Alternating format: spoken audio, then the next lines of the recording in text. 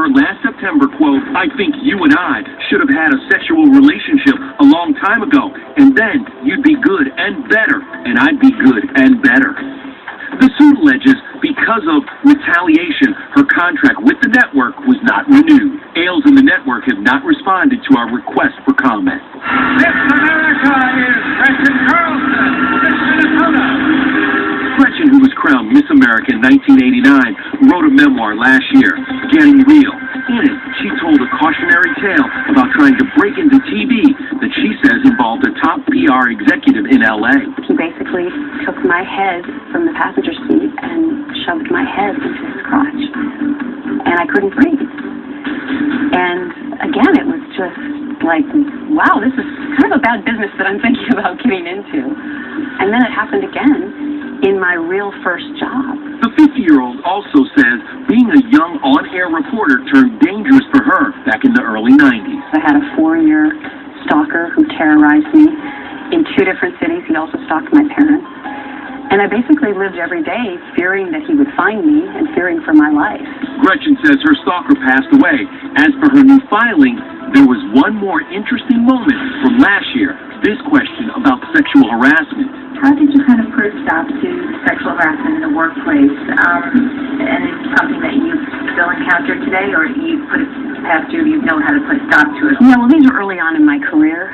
I'm hoping that we've come a long way in 2015. Now, Gretchen tweeted out earlier today thanking her fans for support, and she also started the hashtag #StandWithGretchen, which is already getting a lot of activity on Twitter, too. It'll be very interesting to see where this thing goes, but it's not going away. No, definitely not. All right, let's head to... Let's talk about this bullshit sexual harassment thing. Wonder how many hookers would say, "Fuck, I'll give you 10,000 blowjobs for $1 million." This is a common tactic that is used by these egotistical bitches that you'll notice, okay, first of all, her whole life hinges on her fucking looks. A Minnesota beauty queen, and then it is a common thing that if they get fired, they automatically file a sexual harassment lawsuit. Made the workplace uncomfortable. All kinds of shit like that, man. That's what this is all about. This is all about a liar, motherfucker, filing this lawsuit and going, pay me now or pay me later. And a lot of times what happens is they go, well, if we try to fight this, it's going to be $10 million. If we settle out of court, it's $1 million. But, see, the poor people, they don't have these fucking options. This is all about a fucking stick-up. A lawsuit bait fucking stick-up. That's what the fuck this shit's all about. I wonder how many hookers in Hollywood and stuff like that say, hell, fucking harass me all you want, man. Fuck, give me $10 million or something like that. And then that Erin Andrews bitch. Oh, someone saw my fucking golden pussy. Oh, Marriott's going to pay me $6 million. And then what's really funny is Marriott's so-called liars, they took a fucking fall. They didn't really fight that case that fucking hard. See, these motherfuckers, they're experts at stretching the shit out, man. Just stretch it out, man. I could have done that whole fucking case, man, in 10 minutes. But these are what these motherfuckers are experts at. Their craft and trade liars, what I have found they've taught me, is they want to make things as complicated as possible. They want to stretch it out as fucking far as possible. They want to, then they got the appeals process. See, all these people They're all liars. From the Supreme Court all the way down. They're they purposely make things as complicated as possible. But you see, one tape recorder can nullify a lawsuit. And so the thing is, this is a common practice. There was somebody named Sonia Sossman in Bay County, Florida. Back in the, I think it was the early 80s, she got paid, what was it, $750,000 because she claimed the ex-sheriff Lavelle Pitts forced her to have a fucking blowjob. And he was making her unfucking comfortable. But what I have found is these motherfucking bitches don't give a shit about anybody else. Fuck.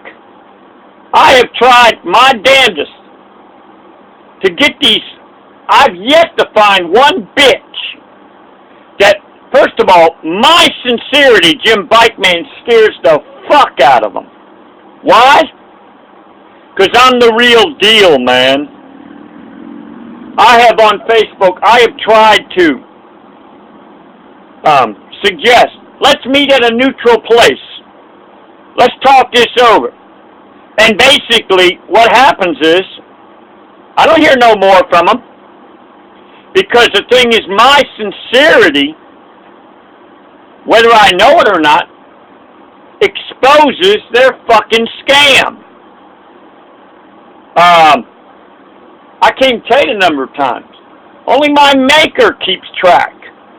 A lot of these so-called freedom groups are motherfucking cons. It's like they put a fucking lure out there. A common lure is to use KID $, kids. Another common thing is this liberty bullshit thing.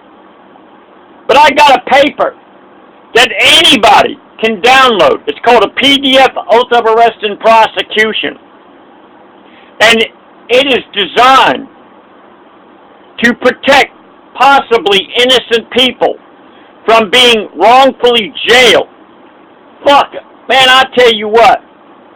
I have gone to the Martin Luther King bullshit thing down there in Panama City, Florida, many years in a fucking row. Them motherfuckers could give a shit about their rights. I'm talking about there were fucking Masons there, and their fucking attitude was, nah, I gotta do it right now. Nah. There's a fucking news person, Larissa Scott of Channel 13, in 2015, I believe it was, Martin Luther King bullshit day. In 2015, Panama City, Florida, Panama City Mall. All you gotta do is go to YouTube, type Jimbikeman in. News won't download Oath of Arrest and Prosecution. And you can see the excuse these motherfuckers use. So, see what goes on? Black Lives Matter's bullshit thing. I think it's 2014. I went to one of these bullshit things. All you gotta do is type in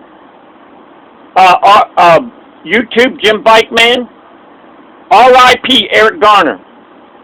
Watch 4 13-minute videos, and you can see where I'm pleading for these motherfuckers, these low-life motherfucking posing motherfuckers, to download.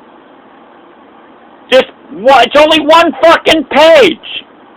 I mean, it's fucking amazing, this PDF Oath, Arrest, and Prosecution I created. It can be forwarded by any smartphone to any computer, anywhere email goes in the world. And it's like, I'm too sincere. Scares the fuck out of them. See, if you're really sincere and you've got your backs backed up, you scare the fuck out of them.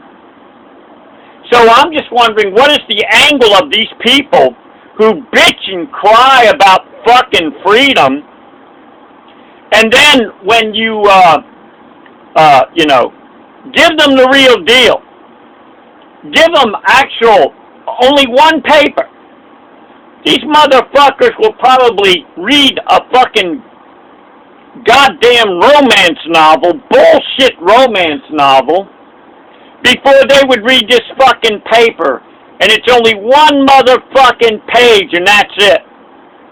And I'm talking about Jimbikeman for years. I was even at a so-called bullshit liberty meeting, and I tried passing around my flyer, and I wanted to talk about it. And the ringleader of this group said, I'm only giving you 10 minutes. What the fuck? Only 10 minutes to explain something that could prevent thousands of people from being questionably wrongfully jailed. And it's like, when you got too much proof, you've done too much homework, they know you're the real deal, they know that they're not going to be able to bullshit you. Oh, by the way, there's a cunt in the Florida Department of Law Enforcement by the name of Whitney Williams. This fucking bitch, I tried to get her to do something about these boom cars. She wouldn't do a fucking thing. Florida Department of Law Enforcement, Rick Swearington happens to be the so-called commissioner there. Florida Department of Law Enforcement is a goddamn criminal organization.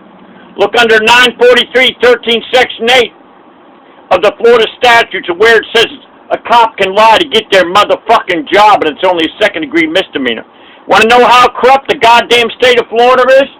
839.16 of the Florida statutes. Fraud in drawing a jury by a clerk is only a fucking second-degree misdemeanor, a lousy second-degree misdemeanor. I've tried calling the Florida governor's office, Rick Davis. Been there 13 years about these boom car American enemy motherfucking punks. Nothing's been done. There was a Fanny Gonzalez on the fucking phone.